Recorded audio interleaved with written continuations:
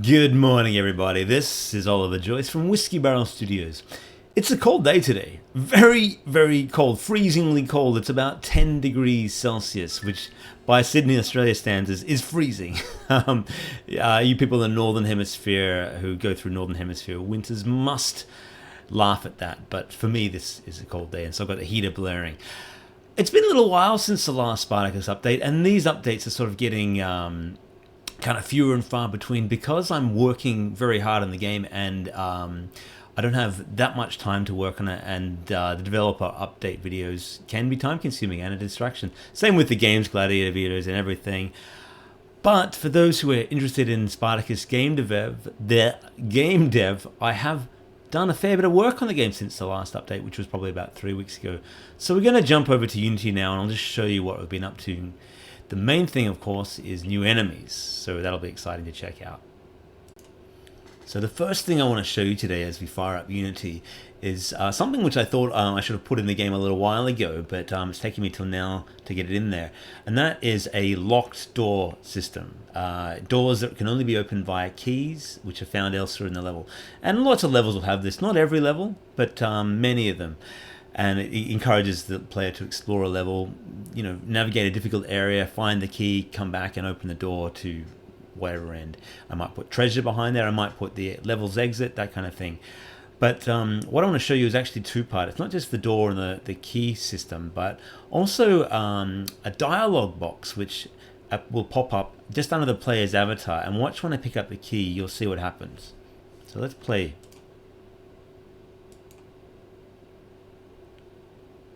Right, so here's our player.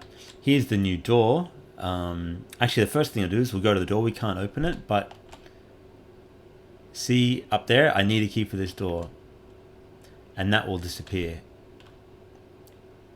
So it's just a little subtle thing that, I don't want the player to be interrupted by, a box that appears in the middle of the screen or anything, but you do want to communicate to the player, hey, you can't get past this. So over here, this little spinning thing is a key. I found a key, and that's a little bit of dialogue that will appear. The key unlocks the door. So there you go. You can now go through the door. Simple thing, but it's cool. It's something that you want in a game like this. And that dialogue system is also cool for things like a book. I found a book. And, I'll be able to, add more flavor text to stuff like that that says, take this book to Plutarch to read, that kind of thing. But it also works on signs. In a previous version of this, I had a pop-up box appear above the sign, but that was a bit distracting. So when you read the sign, it says, welcome to the level, that kind of thing. Yeah, so that is something that is quite cool. And what actually is involved in that as well is I can actually localize that text. So what it means is the text won't have to be only in English, but if I have, say, the key, I've got a little string on there, and it's hard for you to see because it's probably too small, but I've got options. I've got English, and I'll have, for example, Spanish, which might be like, say something, I can't say it in Spanish, but whatever it is. But I'll be able to add different languages like Portuguese, Brazilian, Polish, whatever it is as the level goes along. So I'm storing all this in a spreadsheet here, which I'll be able to give to a translator. I found a book. I need a key. I found a key. I've healed. Slaves have been freed. That kind of thing. So it's just a simple localization, which I've never done before in any of my games. And Spartacus is the first game that will be localized for different languages, which is a good one to test out because there's not that much language, not that much dialogue and text to read in Spartacus, other than the books you find which tell the story. The next thing I wanted to show you guys is, of course, the enemies in the game. So previously you'd only seen the soldier. You actually probably only seen the brute, which is, of course, this guy. And, he has his various animations and so on. But I've also now got enemies like the soldier.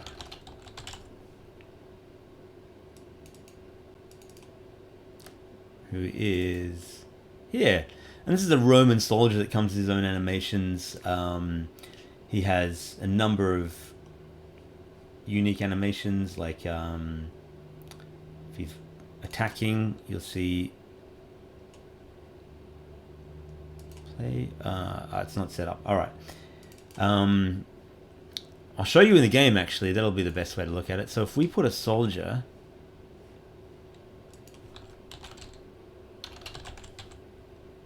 into the level, and I drop him down here, add him to my enemies folder,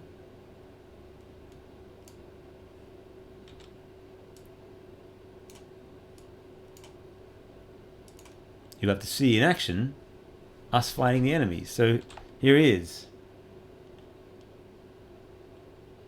So he's waiting for us, basically, and he'll sort of chase us.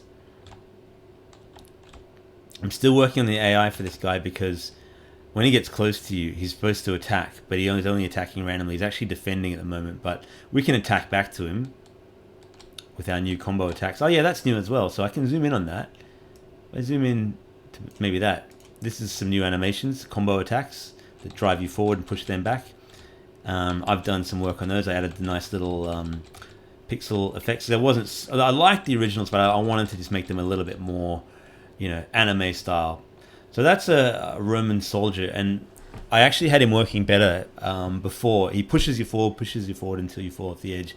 But since I've been working on other enemies, something's gone wrong with his AI, so he needs to be fixed. But if we go over here, I'll show you the archer in the game. This is a new area I put in, which is just basically a platform that I use to serve as a combat arena. So over here is a Roman archer, and he just patrols left and right. He'll come back, but now he's spotted me, so he just shot me, which was brutal. But I don't know if I showed you this last time, but we've got a shield block now, so we can block enemies. So he's firing arrows at us, but watch, when you get up close, he fires them flat. I've got to actually change that to a flat animation, but if we get a bit further away, ignore the camera. The camera will be a bit better in the real version. Force him over to a platform there. Jump. Knock him off. Yeah, there he goes. So, dead.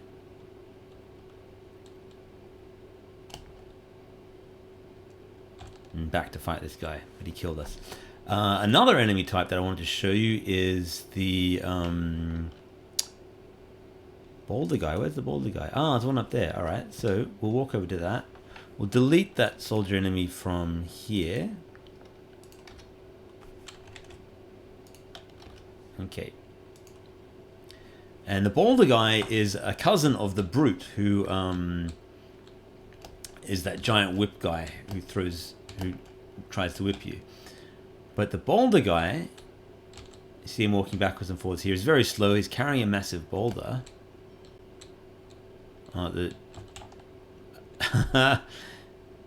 See how he throws boulders? That can actually hit our friend the soldier here as well, because then he walks back. Oh no, he walked into the razors. Oh, idiot. I'm still working the AI. Alright, what I'll do, we'll try that again, but we'll take the soldier out, because he kind of stuffed with my experiment. You see, a game like this is a real work in progress, and what I've wanted to do with all these games, all these enemies and things, is have it so they can be affected by the environment as much as you can, which means when you get hurt, they can get hurt. So they can get pushed onto spikes, hurt by razor traps, enemy fire, friendly fire, that kind of thing.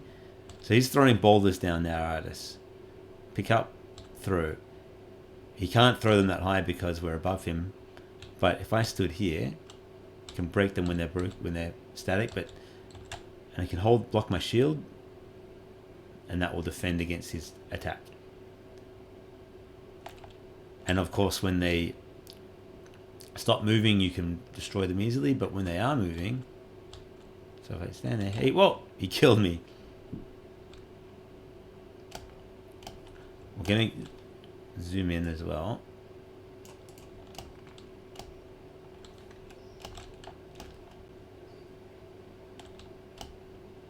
To get up close. He tries to jump away from you if he's too close. We've knocked him down here. And he tries to jump away. But we've got him cornered now. Bam! He takes a few hits, that guy. Alright. So that is the brute enemy. And there's a few more enemies which I won't spoil at this time. But actually one more. Maybe I'll show you the wild dog. That's not quite finished yet, but let's put the wild dog in the game. So these are like kind of hellhounds or rabid dogs, really, that just essentially rush at you. So there he is. There's our dog. Pretty simple sprite. He'll be on the ground when we actually play the game. I'll actually make a couple of them. So one dog there, one dog here, one dog here. And they'll rush at us. And they leap at you, and if they hit you, they do damage.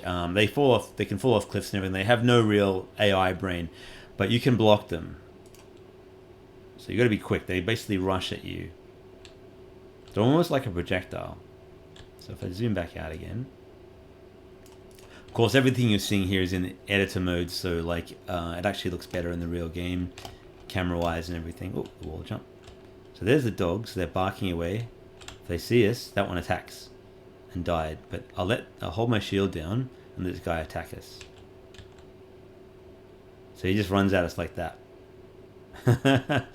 Alright, yeah, so that's the wild dogs. They're pretty cool, and there'll be variations on them. A few more enemies to put in, which I'm not going to reveal at this point. They'll be surprised for later levels. The next update will probably show off a new tile set as well, if we're lucky.